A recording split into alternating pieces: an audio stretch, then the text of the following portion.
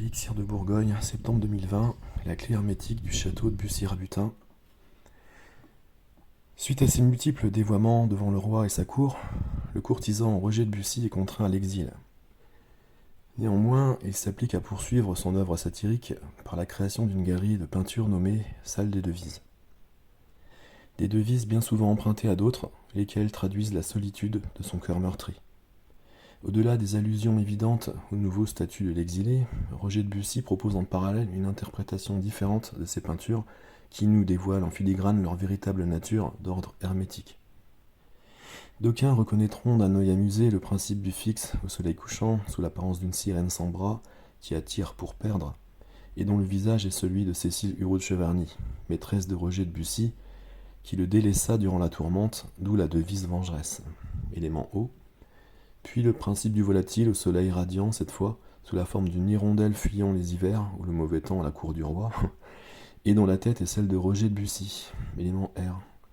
Ici nous retrouvons le couple dans sa lutte, tel qu'il est exposé dans l'art alchimique à travers Roger de Bussy, la marquise de Montglat. Le phénix qui renaît de ses cendres, exprimant la renaissance de Roger de Bussy et incarnant la pierre philosophale.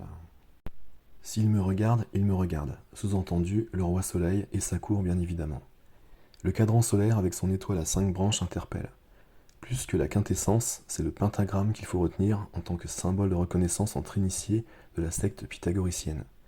De plus, si l'on observe attentivement, on peut souligner que l'ombre du bâton, pointé lui sur le 7, indique le 10. Or, chez les pythagoriciens, la sainte rétractrice est la somme des 4 premiers chiffres, soit 1, plus 2, plus 3, plus 4 égale 10. Considérée non plus quantitativement, mais qualitativement, cette somme 10 égale 1 plus 0, 1. Ainsi l'addition des 4 premiers chiffres les ramène à l'unité originelle. D'autre part, représentés par des points superposés, les 4 premiers nombres forment un triangle dont les 3 faces comportent chacune 4 points. Dans cet arrangement, chaque ligne horizontale figure un des 4 éléments, soit en commençant par le sommet, le feu, l'air, l'eau et la terre.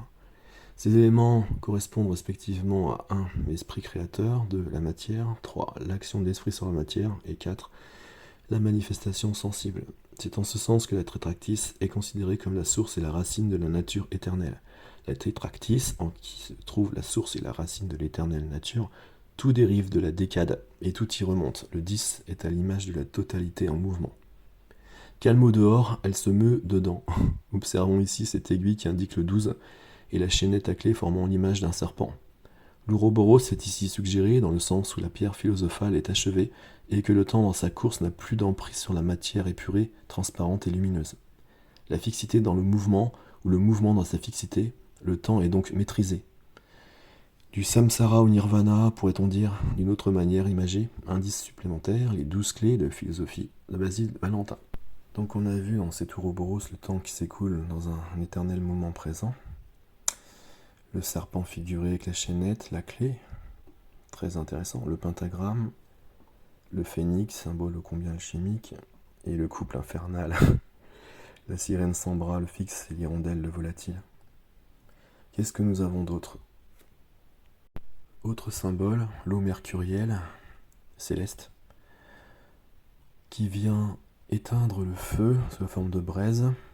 On a l'association des deux, le choc. Apporte la quiétude avec la lumière, évidemment, la lumière du soleil à travers la lune, post tenebras lux. La lumière qui apparaît à travers les ténèbres, toujours victorieuse. Le feu qui rend toute la splendeur à la matière, purement chimique encore. Le château de Gaillon, dont on connaît la décoration purement alchimique. Le phénix, évidemment, puissant symbole alchimique, mourir pour ne pas mourir, ou en mourant je renais, Maurienne de Renascor, à l'image de Roger de Bussy-Rabutin, évidemment. De la lacération, toutes les vertus montent en spirale, drapeau lacéré, noir, blanc, rouge, couleur alchimique, en spirale vers l'unité. Je pleure sa mort et ma vie, la mort, la vie. Donc le corbeau, c'est la putréfaction, c'est l'œuvre noire Nigredo. Les colonnes de vapeur, le feu céleste, rassembler ce qui est éparse, on ne peut pas faire plus alchimique. La lumière dans les ténèbres, une étoile à 5 branches, parmi 1000 autres. Le soleil, le soufre, la lumière qui resplendit dans les ténèbres. L'or et la pourpre royale, la grande œuvre est achevée. Le marronnier, la synthèse entre le mou et le dur, l'union des contraires comme d'habitude. La châtaigne, identifiée comme la pierre philosophale à retenir aussi. La fleur aux 5 pétales, rouge évidemment. Qui lui donne la vie, c'est sa femme, son absence le tue. Et bien évidemment, c'est la lumière qui donne la vie. Sans lumière. Je plie mais je ne casse pas, c'est tout l'art alchimique et à l'image de Roger de Bussy-Rabutin évidemment. Pas pour lui mais pour le maître, volatile est fixé, le fixe devient volatile. Les fleurs noires, blanches et rouges au premier plan, second plan 2 oiseaux, et au troisième, le temple rond voit s'accomplir le grand œuvre. La fontaine mercurielle, bien évidemment. In me me in volgo. Alors l'escargot qui s'extrait et réintègre sa coquille spirale, qui exprime tout l'art alchimique dans son ensemble, il incarne le mouvement et la fixité. On observe aussi les 4 éléments, la terre, l'eau, l'air par les nuages, et le feu du soleil qui renvoie son image dans les nuages. On observe sur cette terre noire, nigrée d'eau, un escargot avec sa coquille d'or et son corps blanc, albédo. L'or pour la finalité de l'œuvre. Chambord, François Ier, la salamandre. La cause en est cachée, c'est la sphère enflammée qui signifie l'extraction du soufre. On la retrouve sur l'un des caissons de l'hôtel allemand à Bourges. Le feu secret, caché, est celui qui unit le soufre et le mercure. La cause en est cachée, celle de l'irruption volcanique et sulfureuse de la colère qui explose. C'est l'interprétation de première lecture. Plus de solidité que d'éclat, et le diamant en effet n'a aucun éclat tant que la lumière ne le traverse pas. Dal ardoré l'ardiré, c'est la rencontre entre le feu terrestre et le feu céleste. Le labeur alchimique de l'abeille qui va travailler sans relâche pour aboutir au miel d'or. Le puissant symbole alchimique de l'arc-en-ciel et la lune mercurielle. Sur l'un des tableaux de Roger de Bussy-Rabutin, on distingue une créature fantastique qui rappelle en tout lien le Sphinx, l'Égypte, la patrie de l'alchimie, l'hermétisme. Madame de la Sablière. Alors la Sablière, le sable, les sablons qu'on retrouve chez Anatole France, un Fournier, Georges Sand aussi je crois, qui signe la première œuvre. Alors avec ce four, où on distingue les 4 éléments évidemment, le feu, l'eau, l'air et la terre, on distingue 2 griffons, union du soufre et du mercure, entourant une gorgone, peut-être Médusa, je sais pas. Donc la gorgone qui pétrifie, qui fixe, qui transmute en pierre. De nouveau, on va retrouver cette tête de gorgone sur un bouclier, associé au caducée d'Hermès, l'union du soufre et du mercure.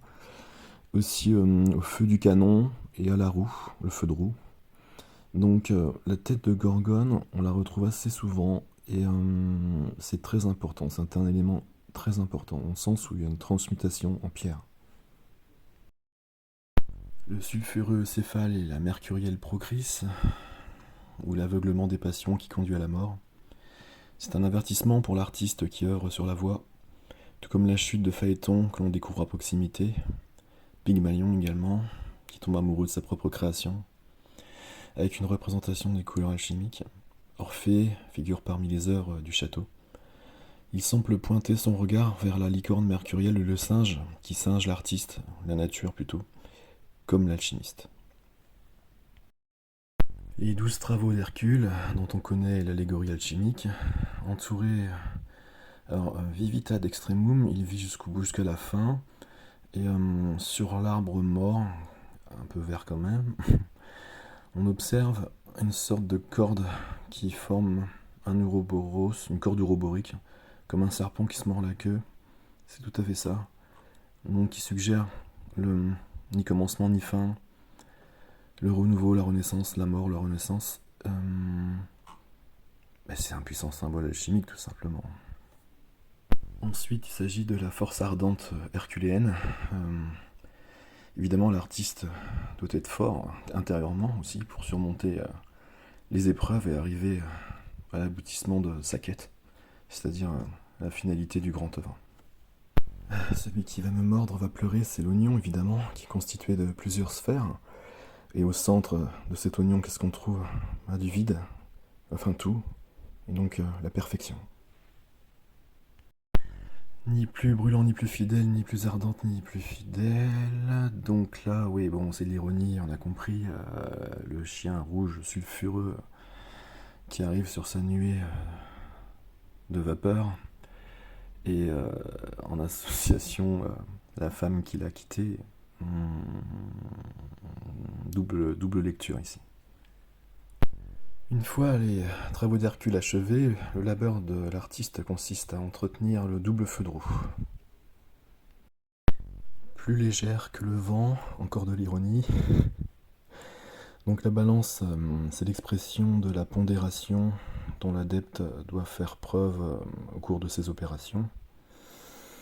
La balance, c'est le symbole alchimique de la mesure, surtout dans l'art de dominer les différents degrés du feu.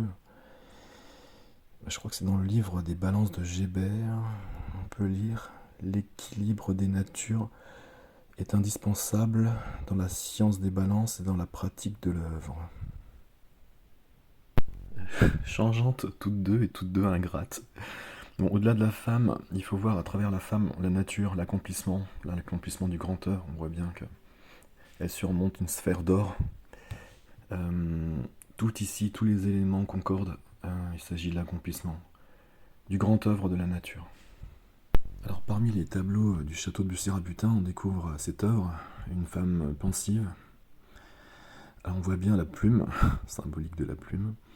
Robe noire, peau blanche, page blanche, livre noir, livre rouge. On a toujours ces trois couleurs nigredo, albedo, rubedo du grand œuvre alchimique qui reviennent sans cesse. Et pour moi, c'est un des plus beaux tableaux que j'ai pu voir dans ce château. Alors l'observatoire met en valeur l'infiniment grand, l'infiniment petit. Alors, ce qui est intéressant ici, c'est qu'il y a une échelle interminable pour arriver en haut de l'observatoire, mais les gens qu'on avait vus taille normale apparaissent beaucoup plus petits, et inversement, etc. Donc ce jeu des inversions, l'infiniment grand, l'infiniment petit, ici c'est bien trouvé parce que ça représente vraiment l'art alchimique dans son ensemble. L'union des contraires. In Cades explique Catalas, en fait on voit un oiseau qui tombe inerte et qui ne déploie pas ses ailes, qui est fixe, et un volatile qui déploie ses ailes lui, et qui semble bien vivant, qui se dirige peut-être vers sa proie d'ailleurs. Donc là on a clairement une allusion au fixe et au volatile.